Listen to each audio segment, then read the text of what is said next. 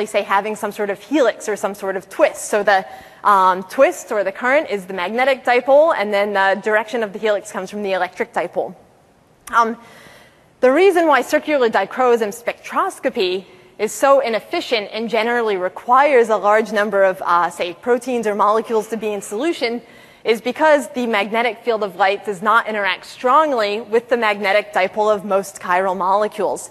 And just to drive home the importance of coming up with new chiral spectroscopies that have few molecule or single molecule sensitivity, here are two enantiomers, S-thalidomide and R-thalidomide, one of which is used to treat morning nausea in pregnant women, another of which actually induces birth defects. So you'd really like to be able to have very sensitive circular dichroism spectroscopy, and ideally even syntheses that can discriminate between these two enantiomers.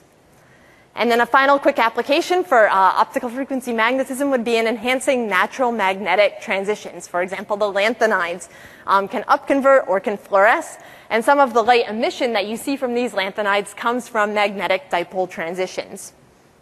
So optical frequency magnetism is cool. We know in our three-particle geometry we can excite optical frequency magnetism, but only for a particular angle of incidence and for a particular polarization.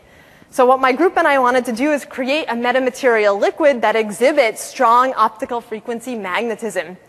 What we did is basically take that three-particle building block and then arrange these three particles in loops around a central dielectric sphere, such that we could excite an optical frequency magnetic mode for any angle of incidence, for any polarization, and even for unpolarized light. So we created these structures using protein-directed assembly.